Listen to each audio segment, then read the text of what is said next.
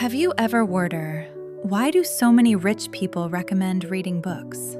Bill Gates reads 50 books a year. Warren Buffett reads for 5 to 6 hours a day. Charlie Munger said his entire success came from sitting on his chair and reading. But here's the strange part. Reading doesn't make you money instantly. It doesn't give you quick cash. It doesn't promise overnight success. So why do the wealthiest minds in the world obsess over something so slow? What do they know that most people don't? Most people see reading as a school activity, a boring habit, something smart people do.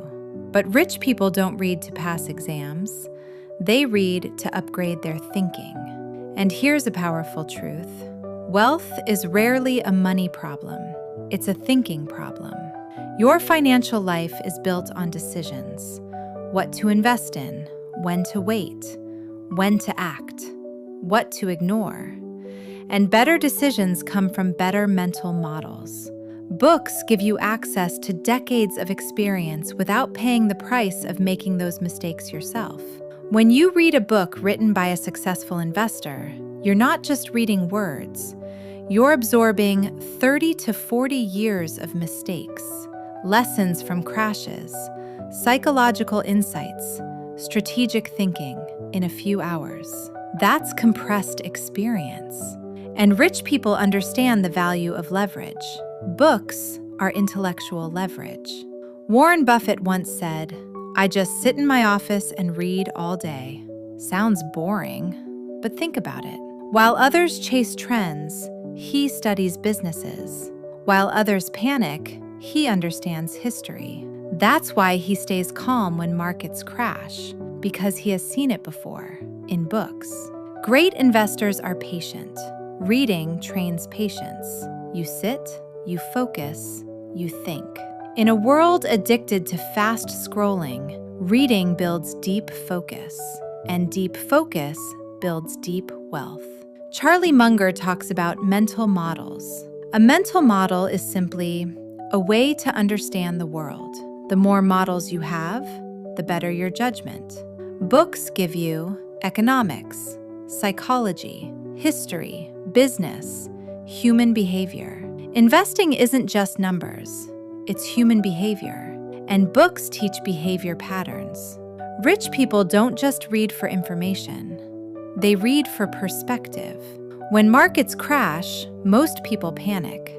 But someone who has read about the Great Depression, the 2008 crash, the dot-com bubble, doesn't panic the same way because they understand cycles. Books reduce emotional mistakes, and emotional mistakes are expensive. Social media gives you information. Books give you structure. Information is fast. Wisdom is slow. Rich investors prefer slow wisdom over fast noise. When you consistently read about wealth, investing, and business, you start thinking like an investor. Your identity shifts. You stop reacting. You start analyzing. That internal shift compounds over time. Reading alone won't make you rich, but not reading keeps you average. Because average people consume entertainment. Wealthy thinkers consume ideas. Books build something invisible, depth. And depth creates better judgment, better risk control, better opportunity spotting. That's why great investors don't stop reading. They know knowledge compounds too. And maybe the reason rich people suggest reading isn't because books give you money. It's because books change the way you see money.